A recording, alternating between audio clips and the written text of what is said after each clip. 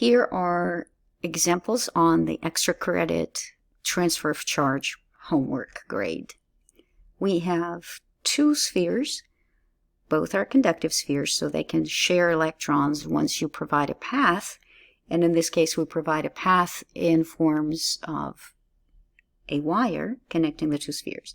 So sphere A is negatively charged to negative 6.4 nanocoulombs, and sphere B is neutral, meaning that sphere B now can accept some electrons. Sphere A is negatively charged, so it has an excess of electrons and would like to dump them off somewhere.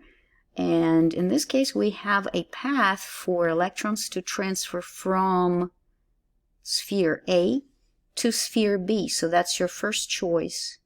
You pick B because electrons are going to travel to the less negative sphere, which is sphere B.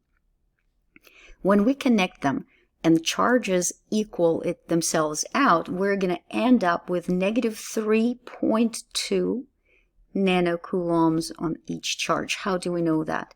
6.4, which is a negative charge, nanocoulombs, plus 0 over 2, because they equal each other out, meaning that the final charge will be equal on both. Now, what is the change in charge? For each one of them, the change was 3.2 nanocoulombs.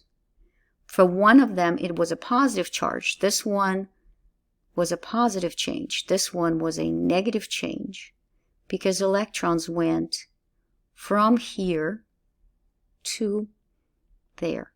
That's why it's a positive, electrons left. Negative, electrons came. Now, how many electrons is that? That's when you start dividing. So 3.2 times 10 to the negative 9, that's what nano is standing for. You do not put the negative in there. When you are answering the question, how many electrons were transferred, your number should not be negative. You are just figuring out the absolute value of the charge, and you divide by the absolute value of the charge of one electron. See how I'm not putting negative 1.6, even though the charge of an electron is negative 1.6.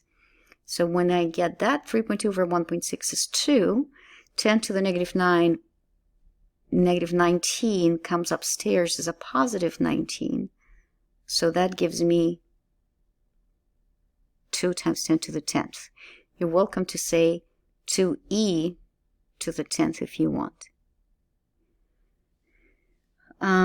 So that's the first one. The second one, here we have a positively charged sphere and a neutral again.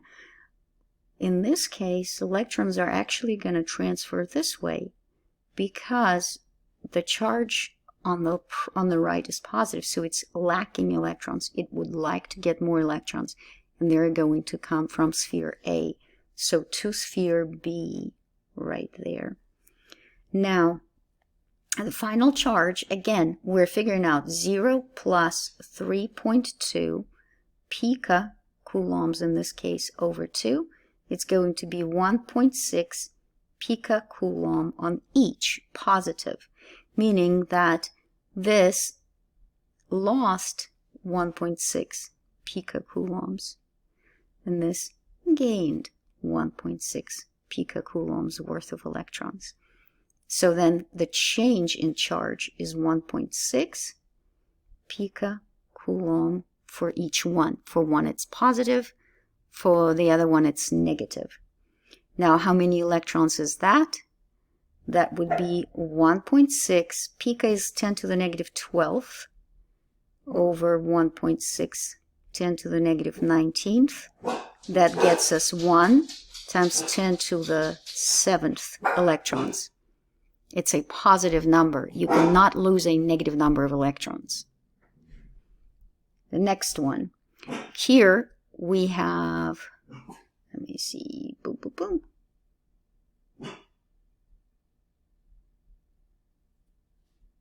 If we connect this is kind of very easy because this one is negative and that one is positive. It's going to go from negative to positive.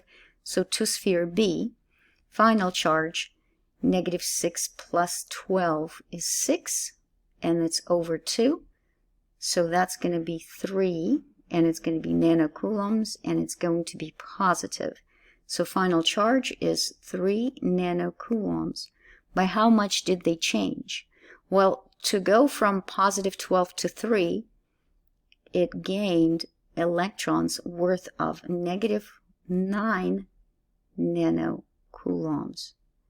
To go from negative 6 to positive 3, it lost 9 nanocoulombs worth of electrons. So they went again from a negatively charged sphere to a positively charged sphere.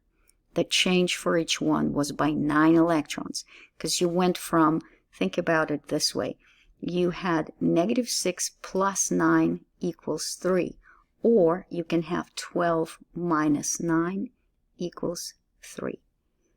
Now, change in charge is going to be 9 nanocoulombs, positive for one, negative for another. So then we do 9 times 10 to the negative 9th over 1.6 times 10 to the negative 19th. And then grab your calculator and divide, and that should give you the answer. So then we're going for this one. Both of them are negative here. So you are deciding which one of them is more negative. The one that is more negative has more electrons to share. So in this case, this one is less negative, so electrons are going to go this way. Then you're going negative 4 picocoulombs plus negative 2 picocoulombs. That's negative 6, and when you divide this by 2, that's going to be negative 3 picocoulombs between each one of them. So that's going to be negative 3 picocoulombs for the final charge. Now, by how much did the charge change? This one lost 1 picocoulomb worth of charges. This one gained 1 picocoulomb worth of charges. So the change in charge is 1 picocoulomb. Again, I'm just putting the absolute value for the charge.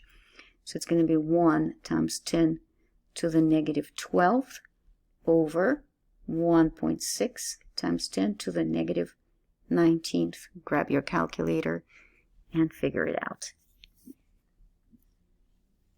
So that's how you figure out these. There are specific steps. You figure out your final charge by adding the 2, dividing by 2, so kind of finding, was almost like finding an average charge. Then you figure out what was the change, which one lost, which one gained. And then you take the change, the absolute value of the change, the positive, and you divide by the absolute value of the electron's charge, which is 1.6.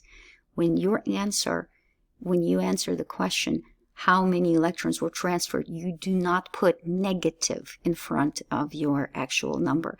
You cannot transfer a negative number. It's like transferring your debt in the bank. You cannot transfer a negative number. You can only transfer a positive number. You have something and you transfer it. You cannot transfer something you do not have, and that's what a minus would be. You don't have something. How can you transfer it? So be careful. Everything that you write should have a meaning.